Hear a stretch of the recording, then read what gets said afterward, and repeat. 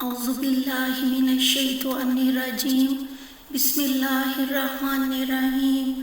صحیح مسلم حدیث نمبر 5771، ترجمہ وہی ہے جو اوپر گزرا۔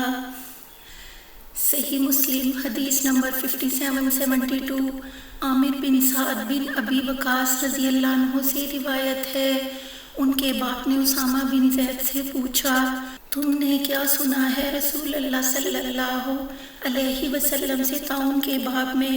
اسامہ نے کہا، آپ صلی اللہ علیہ وسلم نے فرمایا کہ طاعون ایک عذاب ہے جو بنی اسرائیل پر یا اگلی امت پر بھیجا گیا۔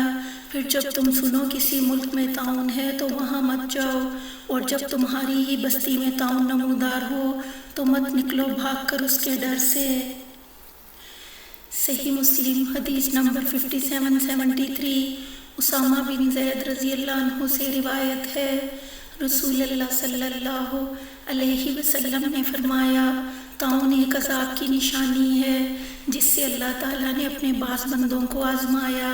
پھر جب تم سنو کسی ملک میں طاعون نمودار ہوا تو وہاں مت جاؤ، اور جب تم وہیں ہو تو وہاں سے مت بھاگو۔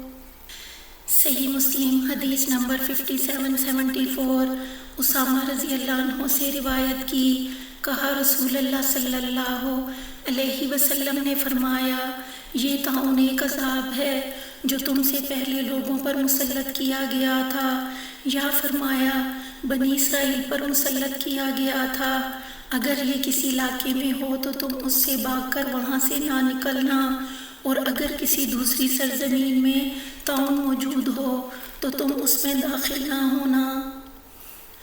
صحیح مسلم حدیث نمبر 5775، عامر بن سعد سے روایت ہے، ایک شخص نے سعد بن ابی وقاص رضی اللہ عنہ سے پوچھا طاعون کے متعلق۔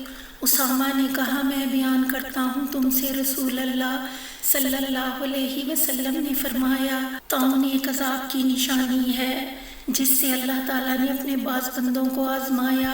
پھر جب تم سنو کسی ملک میں طاعون نمودار ہوا تو وہاں مت جاؤ، اور جب تم وہیں ہو تو وہاں سے مت بھاگو۔ صحیح مسلم حدیث نمبر 5776، ترجمہ وہی ہے جو اوپر گزرا۔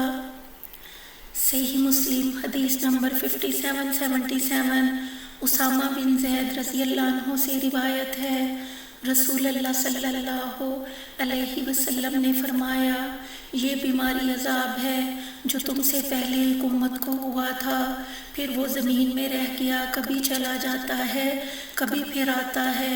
سو جو کوئی سنے کسی ملک میں طاعون ہے وہاں نہ جائے، اور جب اس کے ملک میں طاعون نمودار ہو تو وہاں سے بھاگے بھی نہیں۔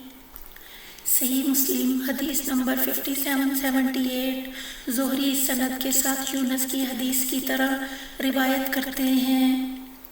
صحیح مسلم حدیث نمبر 5779، حبیب سے روایت ہے، ہم مدینہ میں تھے، مجھ کو خبر پہنچی کہ کوفہ میں طاعون نمودار ہے، تو عطا بن یسار اور دوسرے لوگوں نے مجھ سے کہا، رسول اللہ صلی اللہ علیہ وسلم نے فرمایا، جب تو کسی ملک میں ہو اور وہاں طاعون شروع ہو تو مت بھاگ وہاں سے، اور جب تجھ کو خبر پہنچے کسی ملک میں طاعون نمودار ہونے کی تو وہاں مت جا۔